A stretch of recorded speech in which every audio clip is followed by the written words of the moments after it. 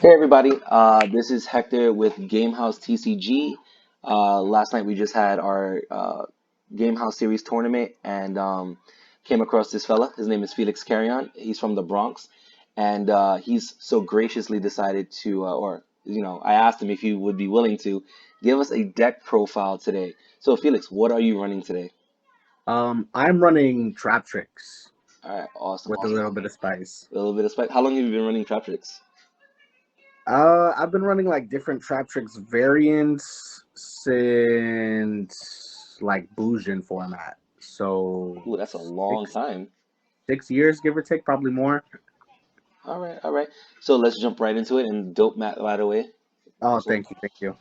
Um, so I'll just briefly explain what they do and like everything. All the main deck TrapTrix monsters are unaffected by normal hole traps, but that's like irrelevant unless you're facing a mirror, which is unlikely. But let's get into it. So the first one is TrapTrix Marmello. She's like the best starter in the deck. On normal summon, she adds any normal hole trap. And then if special summon, mandatory effect, you have to destroy a spell or trap your opponent controls. You don't have the option um, to like not do it, which kind of sucks depending on the matchup. But as of right now, we don't have anything that like gets off on being destroyed. Um, for the next one, we have two Mantis. She's the Stratos for the deck. She searches any TrapTrix monster, including herself, as well as quick effect. She can target a set spell or trap you control, bounce it back to your hand, and you can choose to set one back. So you can just add it back to your hand to avoid anything, or you could Zeus or something like that, and then set it later. So really fun stuff. Um, then we have TrapTrix Dionea. In reference, she's like a Coach Soldier Wolfbark. On normal summon, she gets to special summon a TrapTrix in defense. And if she's special summoned, she gets to set a normal hole trap back from the grave. So you get a little bit of reoccursion with the deck. okay, do you like seeing her where she's at the count of two, or would you Um, add or cut one? yeah, so the main deck is already 42, as like reluctant as I was to make it 42, but I actually think she's the worst starter. Like she does absolutely nothing if you see her turn one unless you have another like monster. Um but all in all, I mean regardless it's a name and she definitely puts in work the follow-up turn. Okay, so she's more of a utility slash starter then. Yeah. Okay, great. Then for the last TrapTrix monster, we have TrapTrix Vesiculo. Um, don't know if I'm pronouncing that right, but you know it is what it is. So she can special summon herself if you send a set trap from your field to the grave. That's a cost. As well, if you have no spell and traps, you can banish her from the grave to set two normal hold traps from your graveyard. You can only use each effect once per turn, unfortunately, but she does come in handy if you know, again, you Zeus or you're in a awkward situation where you and your opponent are just like trying to manage each other's resources. But all in all, she comes in handy. Not the greatest, so she's only at one for a name, but yeah. Okay. Um, so now we get into like a little bit of the tech cards. Only two parallel exceed. Three gets a little clunky. This isn't the pure variant. This is the Dogmatica variant. So you don't want to see three. You'd rather see better openers, even though he does allow you to go into like more combos. Um, yeah. Then for the Dogmatica stuff, just one Ecclesia. If you don't know what she does, special summon if you control a extra deck monster or if your opponent controls one, can be destroyed by extra deck monsters by battle, and you can search a Dogmatica card on summon. Really good. She allows you to search for punishment or my favorite Dogmatica card, which is Fleur de Lis. Um, just super strong card. I played this variant because what's his name? The like Omni negates that come up or the Dragoons, like this really just shits on Dragoons, allowing you to just beat over him and stuff. Really strong card, probably my favorite in the deck, even if like I don't see any other trap tricks. He just becoming so beefy, become so strong. Yep. Um, and for the last monster, I play 3 Ash. Um, this I have a love hate relationship. I usually feel like this should be a Veiler, but then when I switch it to Veiler, it always needs to be an Ash. So I just leave it to Ash. It's the best card for rogue matchups. Um, so I just leave it at 3 Ash. There's nothing else I'd really change about the monster lineup because it's Okay. like really fine tuned. All right. So it's always just gonna have that like in the back of your mind type of deal, whether damn I should have had the effect Veiler this turn, or damn I wish I would have put Ash in this for this game, or vice versa, right? Yeah. But to like ease my mind about it, moving on to the traps, I do just run the triple imperm. Okay. Um, these are effectively effect Veiler, except they're normal traps, which is very relevant later in the extra deck, which I'll be showing in a bit. So yeah, triple imperm, super strong. I think it's like one of the strongest cards in this format in terms of traps. Agreed. Um, Agreed. I've seen a lot of people main decking yeah, their triple imperms, or they have triple imperm side, effect Veiler mained, and then they just do a full switch in between matches. yeah. So but yeah. Then moving on to the honorary TrapTrix monster, Phantom Nightshade Brigadine. He combos extremely well with the Link 1. He's essentially an honorary TrapTrix monster because of what he does and how he gets our combos going. Really strong. It just sucks if you have to imperm early because then you can't use him. You can only activate him the same turn you set him if you have no traps engraved. So if you imperm turn 0 and you open this turn 1, it's dead. Gotcha. Still comes in handy later for certain combos. Um, because I don't like my opponent playing. I just do triple strike. Uh, life point cost is a big thing, but if you can ensure the game by paying some life, it is what it is, right? Exactly. Then for the whole targets, I only play 3. I used to play 4. It's 2 Gravedigger Trap Hole and 1 Floodgate Trap Hole. So for the Floodgate Trap Hole, it got cut because I just didn't see it doing as well as these. But if you don't know what it does, on summon or normal or special summons of monsters your opponent controls, you get to book all of them and they can't change their battle position. Comes up really strong against certain matchups that do need their normal summon, like during Zodiac format, this was like the killer. Um, so yeah, like normal summon reliant decks or pendulum decks even just really lose to this card.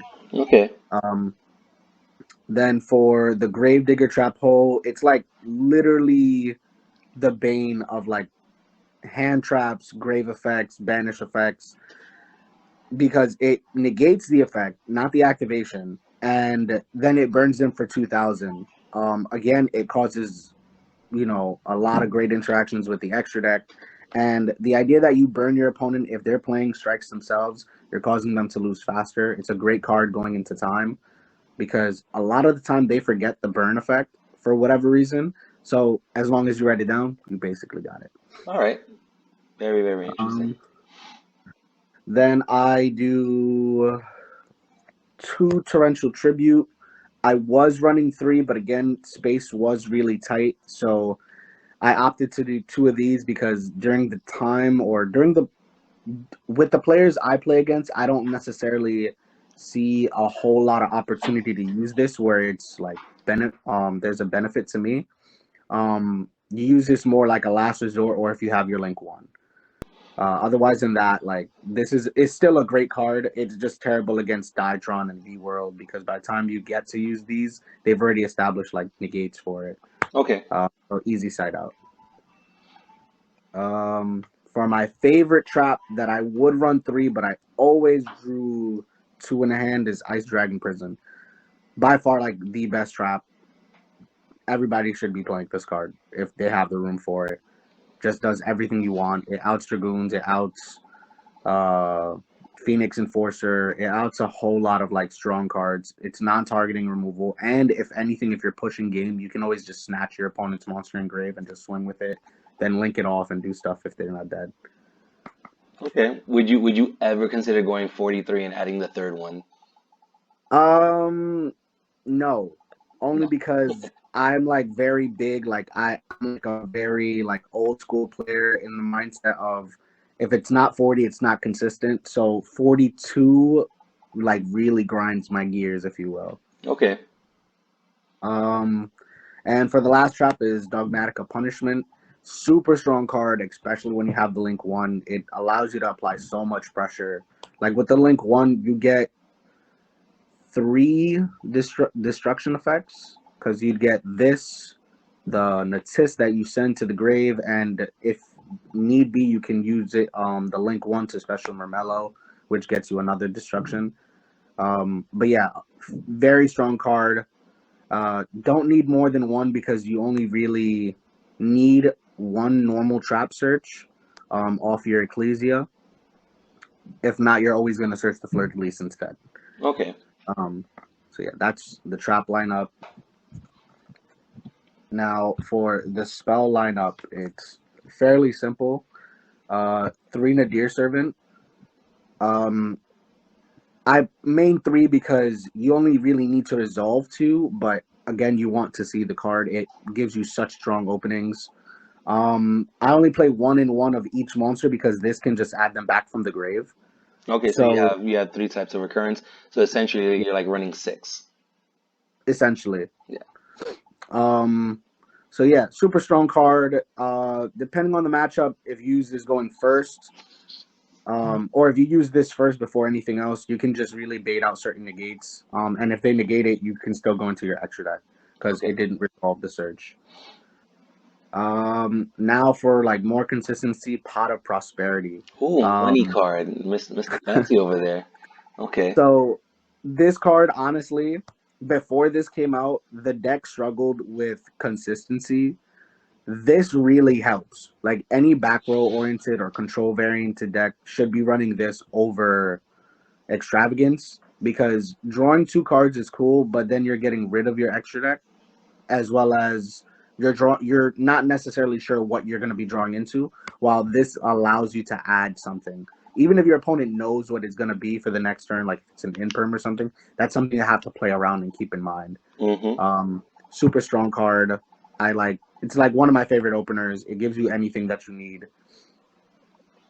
Um, so for the next spells, it's two talons. Again, dragoons is annoying when your opponent stops you for certain like effects. It's kind of annoying, you know. But yeah, if they dragoons and then you just snatch the dragoons, it's OTK. If you snipe a card out their hand, you get all types of knowledge and potentially can win just of sniping. And I do that a lot, which further ensures my control over the game. So super strong card. I wouldn't cut it, even though this is technically my 42nd card. And for the last ones, I'm running Cosmic Cyclone. I was at a impasse with this and Dynamiscus, but I realized Dynamiscus only serves a greater purpose when you set it, while this I can just use first. So like if you're playing any deck that plays like a back row oriented, like let's say you're playing Guru Control, I can use this to hit your field spell, and you're either gonna negate it or you're gonna allow it to resolve, and I can play over things. Or Mystic Mind decks as well. Mystic Mind decks are like annoying as heck. So why Like why the two cosmic versus like one cosmic, one harpy feather duster from like what I've seen in other deck profiles recently, and at the locals out here in Tucson, Arizona, so or why not like the harpy's feather storm? so the Harpy's Feather Duster. If this was a faster deck, I would run it. As Okay. weird as that's gonna sound, um, I'd rather have a two of than a one of, and there aren't as many back row decks prominent in New York as you would assume. Like we have control decks, but control decks really just lose to like a one card. Also, striker is a very big thing in New York, so having this to out the engage because they only have access to one, banishing the engage just allow like it makes strikers like cry. Okay. And Harpy's Feather Duster is also in the side deck, so I got that prepared too. So Nice. The uh, is your side deck done, or are you just still working on that? still working on it, but I'll still showcase it. You know, side decks are more they're restricted more so to your locals or like the events you're going to than anything else. There's no one perfect side deck, so I'll just show mine. Okay. But for extra deck, so I run triple Sarah, the best card in the extra deck, as funny as it is. So you can only make her with a non-link TrapTrix monster, and she's also unaffected by traps, period. So if you allow her to stick, you can't strike her, you can't really touch her with any traps. Then she has two effects that can trigger on the same turn. So the first one is if a normal trap activates on either side of the field, you can special a TrapTrix monster with a different name than one you already control. And then if a TrapTrix monster other than herself triggers in the effect, or their effect, excuse me, you get to set a normal hole. So she allows you to snowball, and if she sticks on for more than one turn, there's a really high chance you're going to win only because she gives you so much value. And the interactions like with punishment or ice dragon is like you get to get rid of cards, and then she triggers, you get out Mermello gets to give you another destruction, then she gives you a card because Mermello did something. It's like really, really strong. um So that's, you for would say when that's the MVP of your extra deck. Oh, absolutely. If they never made this card, TrapTrix would have just been like a very, very ugly deck. And it's primarily the reason why I picked up TrapTrix again. Because this card is just insane. Like, why not? All right, fair enough. Then for the link to Kuleria, she can be made with any insect or plant, so she's a generic link.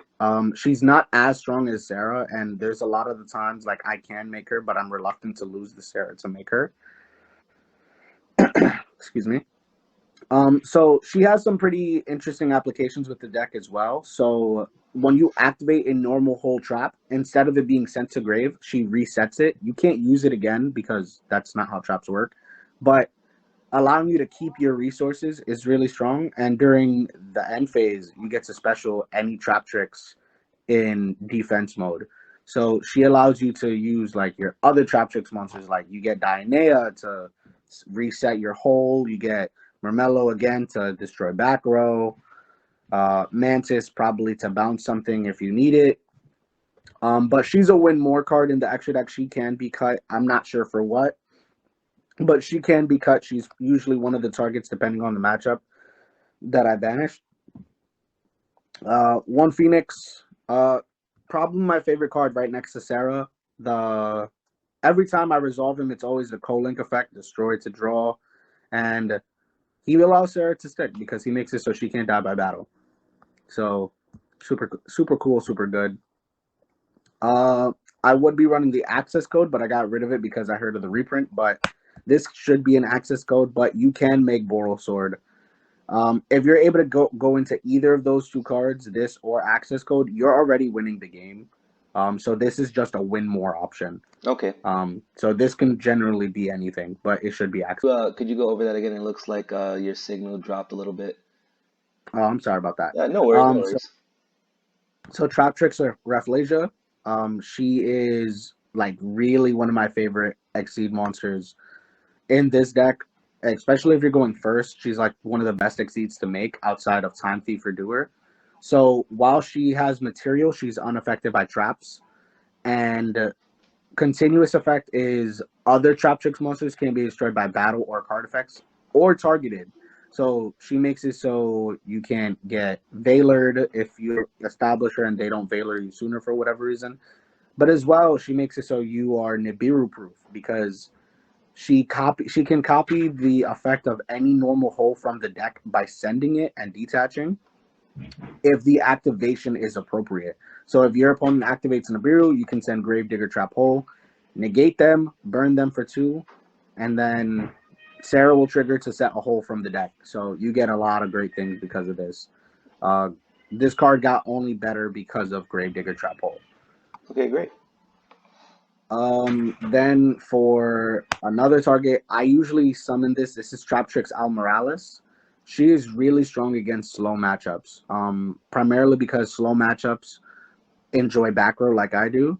So Usually I try to combo in a way that allows me to destroy as many back row as possible. So her first thing is, while she has material, unaffected by traps, and she can be made with any 2+ monsters, so you can have more than 2 monsters make her. The first effect, if I'm not mistaken, is if an opponent's card or monster, better said, is destroyed or banished, I can detach one to special it to my side of the field. So really good against Mech Knights. When they purple, you just take it and they don't get it back. I use the other effect though. It's detached to special any level 4 or lower plant or insect from the grave. So I usually combo her with like Sarah. So you go Sarah, special Mermello get a pop effect. You make her, then you detach to special Mermello, pop again, and then you just link these two off for Phoenix. Okay. Win more card, of course, but you have very fun interactions with this card if it comes up. Um, Probably the best if you're able to go full combo with the deck is Time Thief Redoer. So you make him with Shade Brigadine and Rafflesia, and it's just really hard to out because now you have Rafflesia for any trap necessary. Then you have him as a non-targeting return to the top of the deck, and he just avoids everything for whatever reason. And he's just really, really strong. If you play against any rogue matchup, like he's super, super strong. I wouldn't. He's like one of the cards that will never be cut from this extra deck because of his applications, especially with Shade Brigadine. Okay, so you Um, say Brigadier basically get a free monster on board. Basically. Okay. So then we run one Utopia and one Utopia Lightning. This is just to out any big board or big monster that you can't normally out. The Archimedes effect is super strong. And then once you get rid of that big problem, you just slap a Zeus on top. Okay. That sounds about right. And Zeus is self-explanatory. And then for my Nadir servant targets, it's only gonna be 2 Natis and 1 Ash Dragon. So I was playing a fourth, which was the Link to Tri Brigade. But there were too many instances that I came up where punishment couldn't destroy. Um, so it was only really good as a Nadir servant target, as these are like just super big, and punishment is always live with it. And doing this, going second with Nadir servant is super strong. Um, so yeah, that's the extra deck. Ash Dragon just lets you search on end phase, so super strong. You get to add your Fleur de Lis on end phase if you get to resolve everything. Yeah, that is a Uh, very spicy extra deck. Still, I personally believe it still needs work. I would probably the only 2 cards in the extra deck I would cut, as unfortunate as it is, would be the 2 TrapTrix monsters. Okay. Um, Depending on the matchup, especially if it's like game 2, I usually banish these because they don't do as much. Depending Um, on your matchup, though, like you said. yeah, like slower matchups, these are strong, but as of right now, we're not playing in a super slow format or against super slow decks. So yeah. And I guess I could showcase my side deck as well. So these are actually going to be thrown in because the way the meta's been going. But because I also hate back row decks as a back row deck, 1 Feather Duster and 2 Lightning Storms. I was initially playing 3 Lightning Storms and no Feather Duster, but as odd as it sounds, I came across a lot of situations where I kept drawing 2 of these in hand. So I said, let me just try this. And anytime I draw these 2 together, it's a real strong combo. Um, I'd rather see one of these because it's a hard once per turn anyway. Okay, fair But enough. yeah, going second, you want to just clear their board as best as you can. Um, if you have combo as well, you want to stop them from being able to stop you, because TrapTrix can out big boards, and it's relatively easy, especially if you can Dark Ruler and get rid of the back row or do something to bait their back row, because Okay. then you just Zeus and you win. Yeah. Because Zeus plus back row is extremely scary. Then we have more going second cards because I play a super strong going first deck. 3 evenly because I don't want you to play. Very self-explanatory. Um, 3 Judgment to ensure my going first. This is probably the only card I actually side if I'm going first. Um, again, self-explanatory, and I've already said it. If I have to give up my life or pay life points to win, then I'm going to do that. I was playing different dimension grounds. If someone is watching this and they can make room to keep this, by all means. It's a super strong card.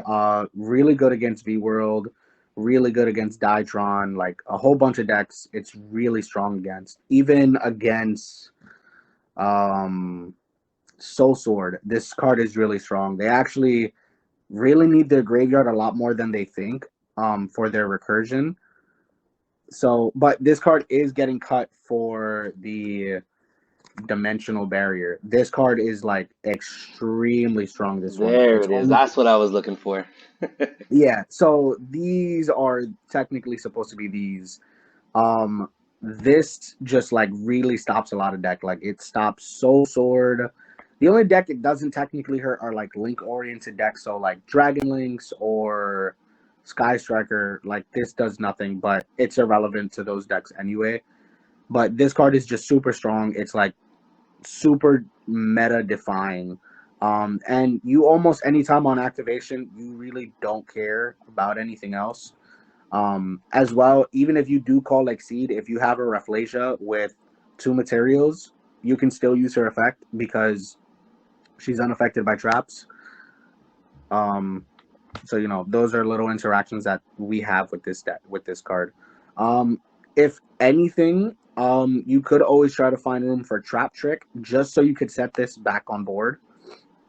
Because why not? It's a normal trap. You're allowed to do that. But yeah, that's the deck. All right, It's awesome. what I enjoy playing. So, what do you see yourself having most difficulty playing against at your locals, actually? At my locals, any deck that just chooses to do the scumbag thing and summon Phoenix Enforcer is really strong because Phoenix Enforcer is just so hard to out when you don't main deck anything that negates. Okay, Um, I noticed that you didn't have Called by the Grave unless I missed it somehow. no, I don't have Oh, Call by the Grave. It's a non-searchable one of in a deck that's already like bad. gotcha. So you don't want to add win more cards if you're already playing a bad deck.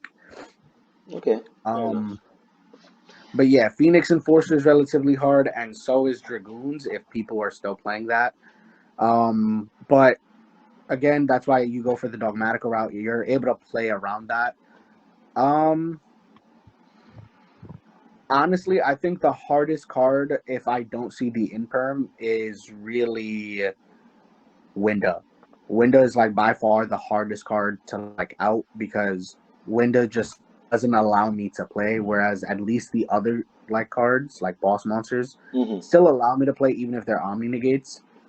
Okay. Um there's no one deck though that I sit down and I'm like, damn, I can't beat this. Because it's always reliant on how well I draw or who goes first. Because usually if I go first with a decent hand, it's usually Sarah plus Rafflesia or Sarah plus Time Thief and like 3 back row. And back row is a lot scarier than monsters because the best decks right now don't have outs to back row, as weird as it is. Fair enough. Fair enough. All right. Thank you so much for your profile. Do you have any shout outs that you want to do right now or anything like Uh, that? yeah, shout out to my boy Hector, for putting me on to, the deck profile or, taking my deck profile. Um, shout out to my boy Jose. We always test play. He's like a super meta head, but he always like test plays with me, so I always get a general idea of like how to play against certain meta decks. Um, and like shout out to TrapTrix for being a bad deck and allowing me to play by myself with it. One-sided So Yu-Gi-Oh. exactly. All right, cool. But Thank yeah, you so that's it, much for your man. time today, brother. I appreciate Yeah, it. of course, Gamehouse bro. TCG appreciates it, and look forward to your to this video being uploaded soon. Okay. Yeah, likewise. Thank you. All right. Have a good one. You too, man.